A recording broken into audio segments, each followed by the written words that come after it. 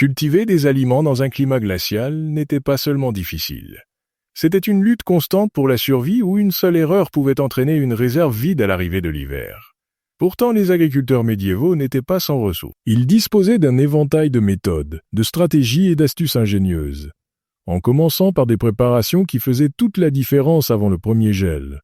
Alors que l'air devenait frais et que les heures de lumière diminuaient, de nombreux villages s'animaient d'activités. Les agriculteurs travaillaient avec urgence, sachant que leur survie dépendait des tâches accomplies avant que le sol ne gèle complètement. Leur première tâche essentielle était le labour en profondeur. Utilisant de fortes charrues en bois avec des pointes en fer, tirées par des équipes de bœufs pour aérer le sol avant qu'il ne devienne aussi dur que la... S'il attendait trop longtemps pour labourer, le sol gelait à tel point qu'il aurait pu aussi bien essayer de faire du patin à glace dessus. Ce labour précoce permettait au sol de rester aéré et riche en nutriments pendant tout l'hiver. Le fumier était également une ressource très précieuse au Moyen Âge. Les fermiers ramassaient avec soin chaque excrément de leur bétail et l'étalaient sur les champs en couches épaisses. Ils y ajoutaient de la paille et des feuilles mortes, créant un paillis qui gardait le sol plus chaud, parfois jusqu'à 10 degrés, tout en se décomposant lentement pour nourrir la terre. Ces fermiers étaient les premiers recycleurs, transformant les déchets en or agricole, bien avant que quiconque ne pense à l'écologie.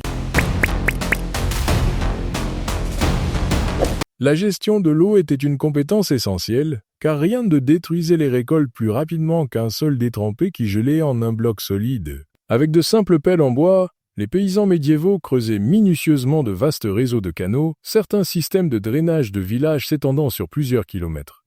Ces canaux dirigeaient habilement l'excès d'eau loin des champs, évitant le gel mortel qui pouvait faire tomber les jeunes plantes.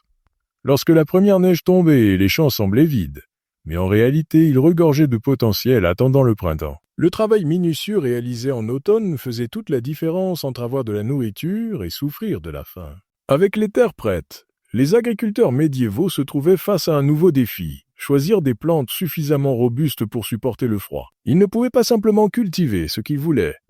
Des années d'essais et d'erreurs leur avaient appris quelles cultures pouvaient résister aux hivers les plus rigoureux. Les grains divers étaient les cultures les plus importantes dans les régions froides.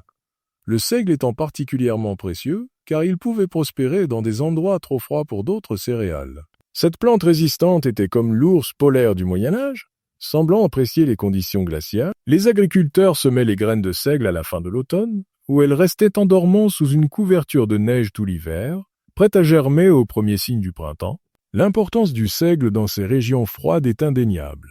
Les vestiges archéologiques trouvés dans les anciens villages révèlent que plus de 70% des céréales cultivées en Europe du Nord étaient du seigle, et la plupart des gens consommaient quotidiennement du pain de seigle. Des légumes résistants étaient également essentiels pour la survie.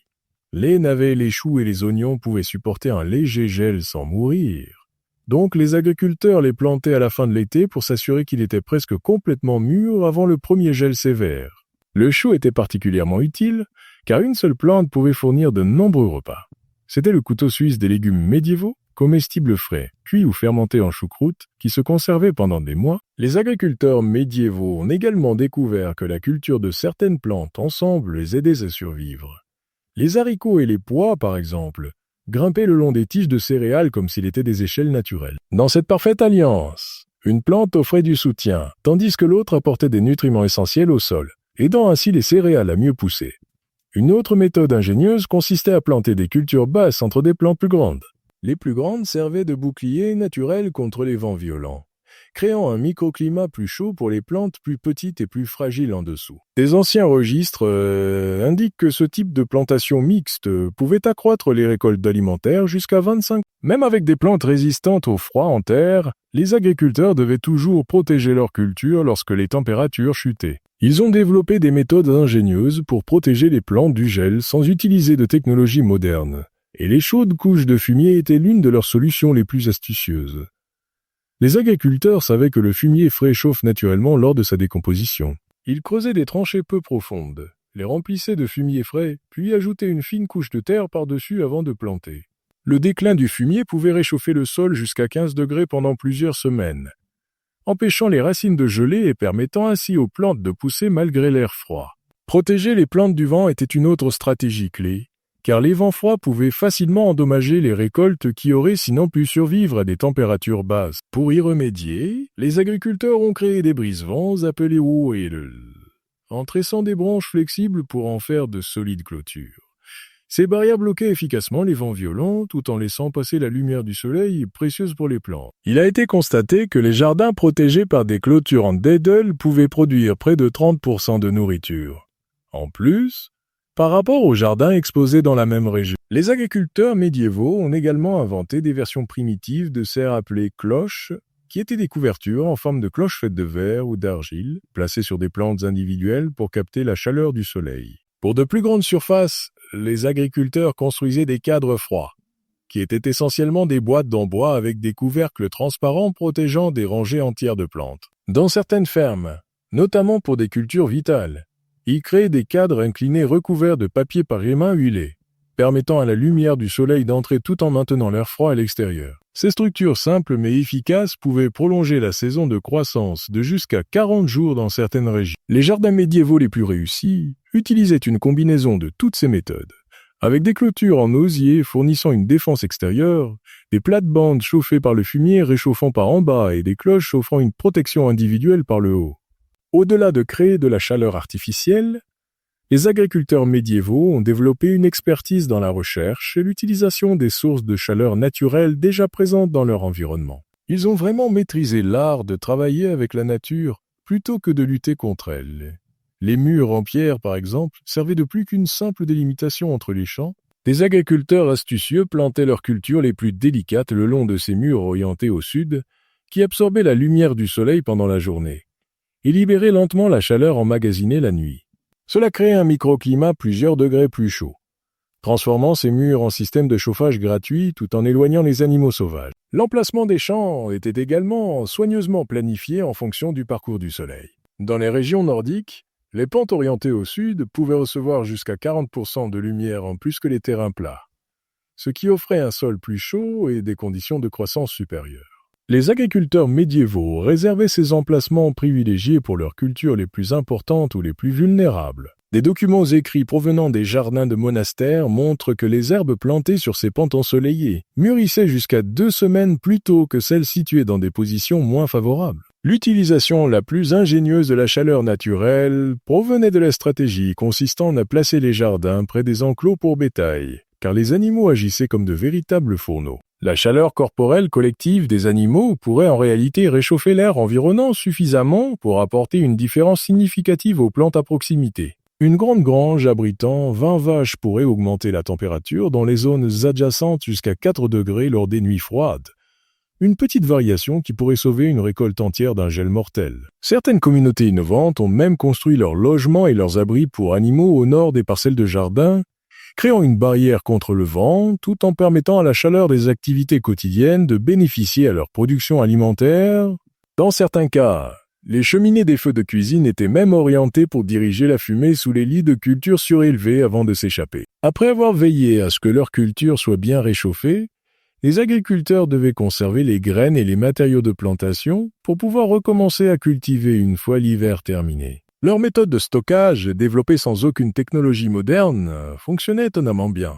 Les graines étaient la possession la plus précieuse d'un agriculteur, car sans elles, les récoltes de l'année suivante n'existeraient pas. La première étape était un séchage approprié.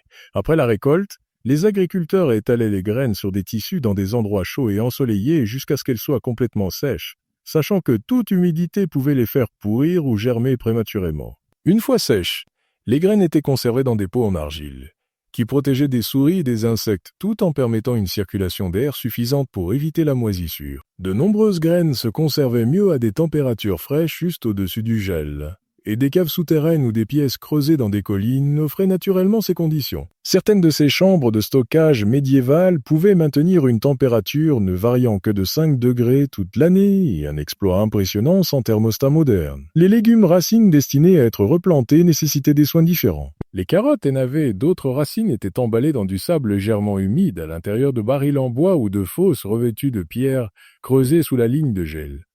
Cette méthode empêchait leur dessèchement tout en évitant la décomposition. Les petites herbes recevaient souvent un traitement spécial, beaucoup étant mis en pot et amenés à l'intérieur des maisons ou des monastères pour survivre jusqu'au printemps. Le froid de l'hiver peut sembler être un obstacle à la culture des aliments, mais les agriculteurs médiévaux ont découvert des méthodes surprenantes pour tirer parti de la neige et de la glace, transformant les problèmes hivernaux en solutions agricoles. Une épaisse couche de neige servait de couverture isolante, naturelle pour les champs cultivés, protégeant les plantes dormantes de l'air beaucoup plus froid en surface. Pendant les périodes de grand froid, la température sous la neige pouvait être jusqu'à 30 degrés plus élevée que l'air exposé. Le blé d'hiver et le seigle profitaient particulièrement de cette protection. Et les champs restés recouverts de neige produisaient souvent 20% de grains en plus que ceux laissés à l'air glacial. Une gestion astucieuse de l'eau utilisant la glace est devenue une stratégie utile. Les agriculteurs créaient parfois des bassins peu profonds à l'automne qui gelaient complètement durant l'hiver. Lorsque ces grandes plaques de glace sont lentement mises à fondre au début du printemps, elles offraient un approvisionnement constant d'eau aux champs voisins, exactement au moment où les jeunes plants en avaient le plus besoin. Cette technique était inestimable dans les régions souvent confrontées à des périodes de sécheresse au printemps. De plus, le cycle de gel et de dégel aidait à améliorer les sols difficiles. Les sols argileux lourds, presque impossibles à travailler lorsqu'il était mouillé, devenaient beaucoup plus faciles à gérer après que les gelées hivernales aient naturellement brisé les gros mottes en morceaux plus petits et plus maniables. Après avoir réussi à faire pousser leur culture, les agriculteurs médiévaux devaient parfaitement caler le moment de la récolte. Ramasser au bon moment pouvait signifier la différence entre des greniers pleins et des ventres vides pendant le long hiver. La récolte échelonnée est devenue leur stratégie gagnante, car ils récoltaient les cultures par étapes soigneusement planifiées, au lieu de tout ramasser en une seule fois. Les cultures de racines d'automne, comme les navets et les panais, bénéficiaient d'un traitement spécial, restant dans le sol jusqu'à juste avant une forte gelée. Le sol frais améliorait en fait leur saveur et leur durée de conservation. Les légumes récoltés à ce moment-là, se conservant jusqu'à 30% plus longtemps et fournissant des aliments frais jusque tard dans l'hiver. Les agriculteurs médiévaux ont également appris à transformer le gel en un rehausseur de saveur.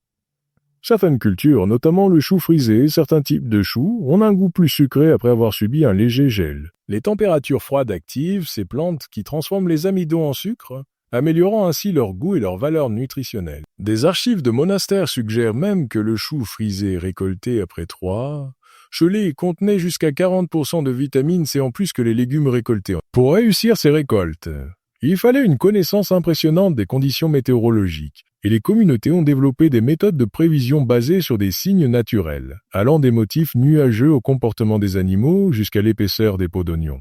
Même pendant les hivers rigoureux, les agriculteurs médiévaux parvenaient à produire des légumes frais.